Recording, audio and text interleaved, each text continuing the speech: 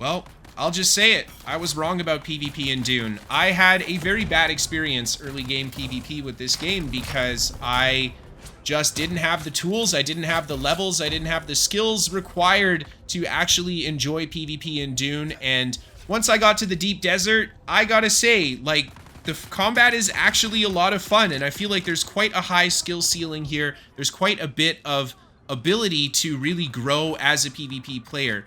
That being said, I don't love how much of a barrier to entry there is. You pretty much have to get to endgame if you want a PvP, because you either, one, won't find anybody to PvP in Haga Basin, or two, by the time you get to the deep desert, if you're not properly geared, you're just going to get wrecked by people who have T5 or higher gear.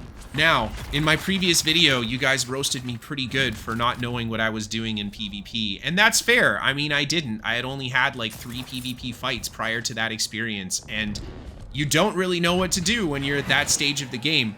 That being said, now that I've had time to actually learn different techniques, learn different maneuvers and stuff, like look at this jump dash. This makes a huge difference in PvP for your mobility, and I can just break distance so quickly, turn around, catch this guy with the kick, and unfortunately the other guy just starts staggering me and I can't get the finish before the enemy player ends up self-reviving, and I take a lot of damage there just trying to stick out that combo. But yeah, I gotta say, man, like, there's a lot more to this game's PvP than I had initially thought. And I was so wrong. I was so wrong thinking that, especially the time to kill was a big issue. I think that was pretty much just an early game issue because the weapons deal so little damage early game. But once you get to endgame, I mean, look at this crazy damage that this gun has, for example. One-shot headshot because he's firing his gun with his shield down. Oh man, all I can say is the higher damage definitely makes the PvP a lot more fun. It feels like you actually are taking risks and you can't just gas yourself out of stam and be able to easily escape it. In fact, I would say it's quite the opposite. You can take so much damage from slow blades through your shield and stuff like that that you really don't want to gas yourself out of stam or you are in big trouble.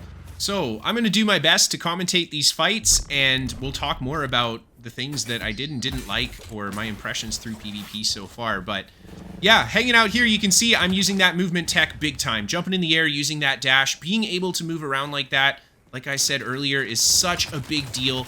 And there's a couple reasons for it, but I think the biggest one is that it's a way for you to move quickly without expending stamina. And stamina is kind of your resource for fighting if you're going to be playing any melee combat. So for a Swordmaster, I think that having this dash is almost a must-have, to be honest. And the fact that it doesn't take an active skill slot, instead it takes a passive skill slot, it just allows you to still run the 3 skills of your choice while having, you know, the ability to use your power pack or use your shield energy, I guess, in a way, to give you that additional mobility for getting on top and getting away from people. And I think this clip here is just a perfect example. Look how much more mobile we are than these guys, and it's because they're either not using the dash in that way or they don't have the dash equipped on their bar. And there's that crazy damage from the kick. Oh my god, the kick has like 325 base damage or some dumb shit like that. And people have 150 health. That is a one-shot from full health if they don't have enough armor. And he ends up going down. And here I start exchanging with this guy here. The trick to this kind of a rifle fight is to keep your shield up and just kind of wait until he takes his shot. If he takes his shot, then I can hit the counter while his shield is down. And that's the whole plan there. Either way, another enemy player ends up coming in, and we're back to the 2-on-1 here. And I just use that jump to break a bit of distance. Again, we go for the dodge. We go behind the enemy player to force him to turn around, and then we use the jump again. And unfortunately, I mistimed my jump dodge there, so I blow my stamina, and I do eat one of the drill shot bullets from this guy.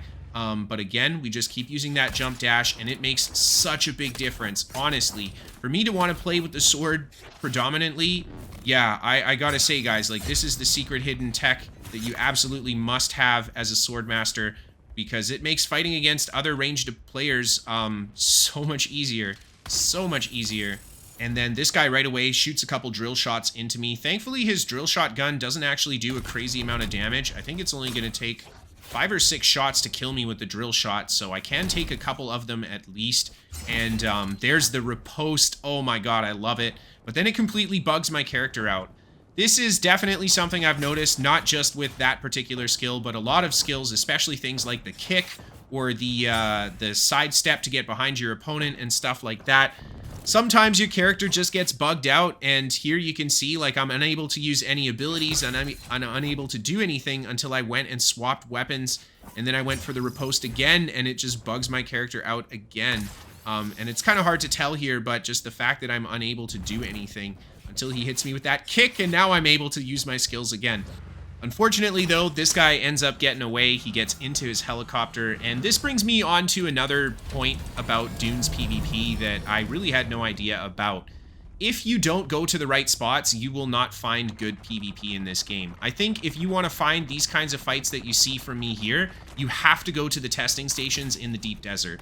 Just build a house there so you have somewhere to respawn, put your helicopter away so it does not get destroyed, and just have fun. Just go out there, fight people, have fun till your gear breaks.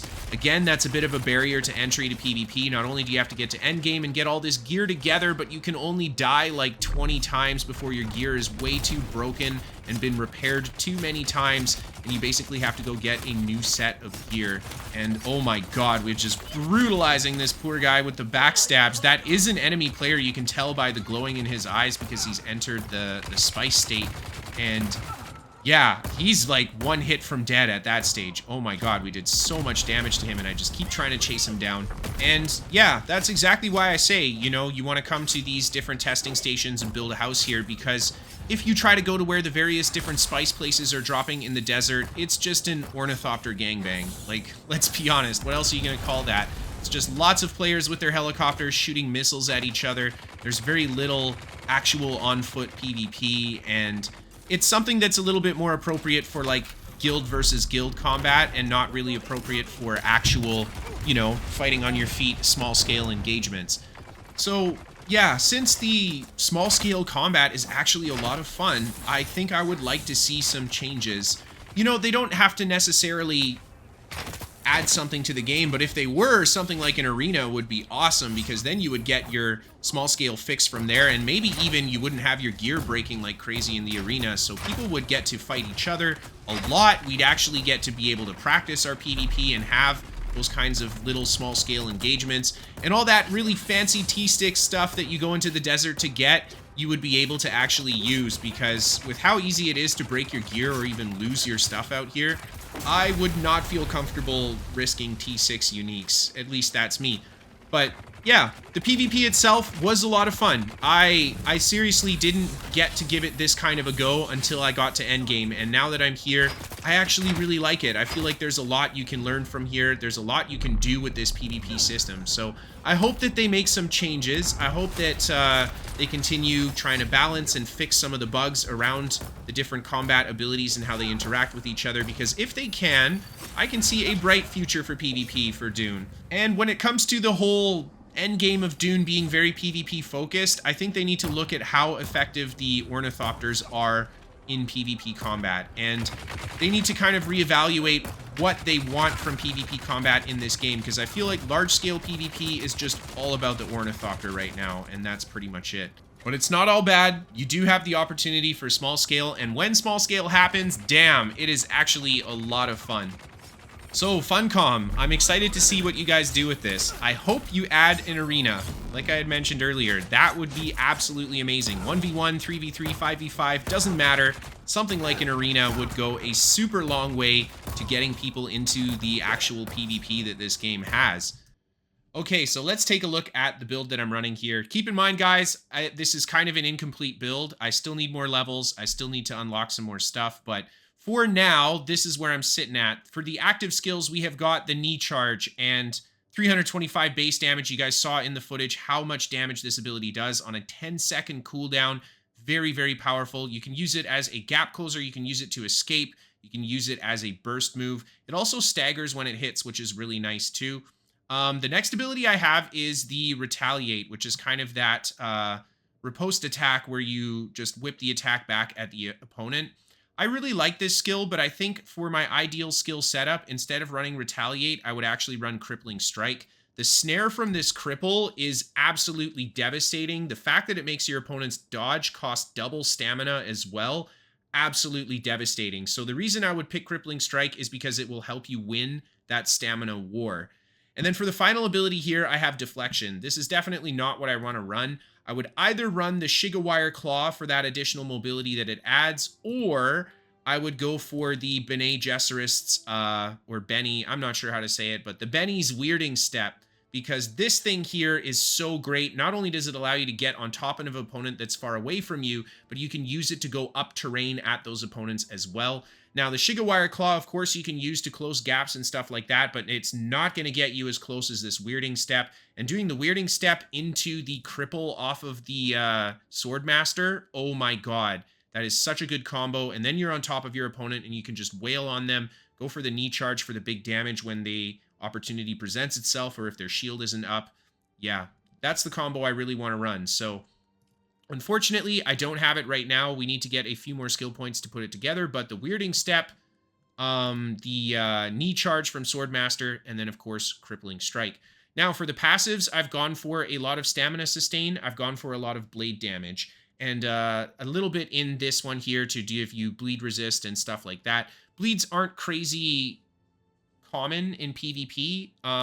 There's only a few things that apply a bleed, like the Retaliate here, but those bleeds are good because they go through shields. You'll take bleed damage even if you have your shield up, so definitely good to have some bleed resist, but for the most part, I think what we really want to go for here is the blade damage and that big boy stam recovery. Additional stamina bonuses as well. Having more max stam just allows you to have more stam to work with. I really like disciplined breathing for that stam recovery rate that it gives. And then, of course, just more general max stam when we're not hydrated as well. And then when you take a look at the rest of my passives here, I've got Thrive on Danger. I really like this for Swordmaster. With how the functionality of the shield works, honestly, when you have the Thrive on Danger or when you're below half health and this is being active, it is so strong. Stamina cost reduction, increased health regeneration, reduced poise damage so you don't get staggered as often, and then the health regen delay is a little bit slower, or quite a lot slower, so that just means that your health regen is going to come back faster if you take any critical damage. Yeah, I really like Thrive on Danger. Honestly, such a good passive for sustain. And then the Suspenser Dash. This is in the Trooper skill tree. We talked about this a little bit.